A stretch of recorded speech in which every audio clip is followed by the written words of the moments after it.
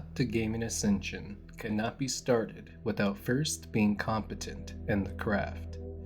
You cannot expand your sphere of ability into the next dimension while lacking in the fundamentals.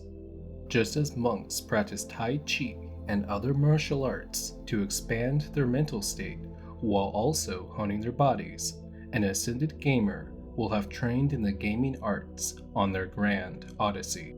Today, I will go over how Kovaaks and good aim can be used as a waystone on your journey, as well as provide several insights.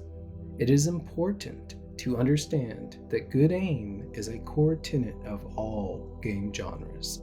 Even RTS games require precise movements at higher levels of play, and action games like Mordhau still require being able to track your target well enough to connect your blows.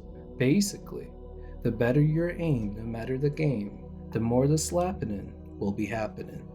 I've personally poured 420 hours of time in the Kovaaks, but I still feel as though I've only scratched the surface of potential just waiting to be unlocked.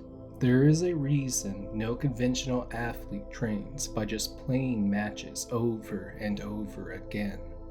No matter how much or little you think you care about your performance in a match, you will be in a different headspace than if you were simply practicing.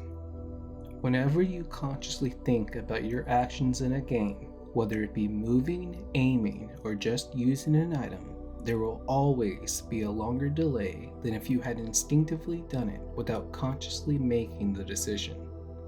The brain has a leg up over conventional computers because it has the power to think quantumly by having two different decisions in a super state ready to go beforehand depending on how the context unfolds.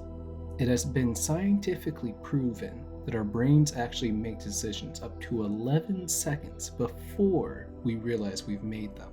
By waiting for ourselves to articulate in our minds what we should do, we are thinking and thus acting several steps behind someone who reflexively does the same thing.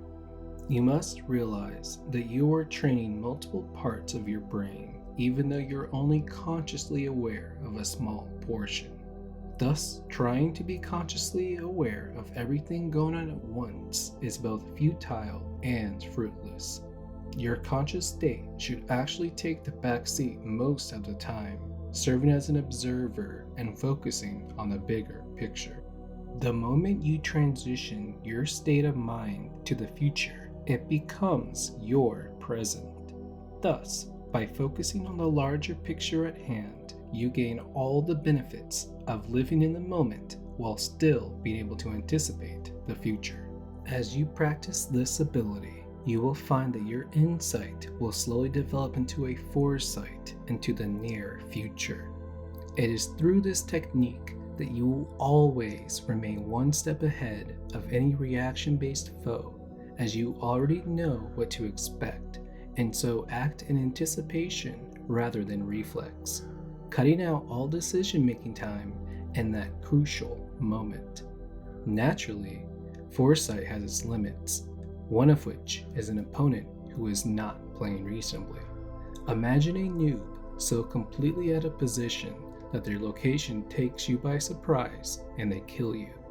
Chaos theory also implies there will be some form of random deviation in any given outcome, so no recreation of the future can ever be perfect, only perfected. Whenever you enter a match, you must master the reality in which it takes place, very similar to using a reality marble. The reality marble is the creation of an artificial world by enclosing reality and then manipulating that enclosure to achieve a specific property or a set of properties. To enclose and then manipulate your opponent's reality, you first set the pace and tone of the match to give yourself the high ground over your foe. Picture yourself entering a lobby and seeing the entire enemy team with the ubiquitous clan tag and 2.0 plus KDs, while your team is full of run-of-the-mill randoms. Assuming you don't just immediately back out, you will be going into this match with a very different frame of mind than if you had gone in completely blind as to who your opponents were. Even if you yourself are skilled and thus confident in your abilities, you will still treat these adversaries differently than you would a random team. You should almost always start any match with brazen confidence and scale back from there.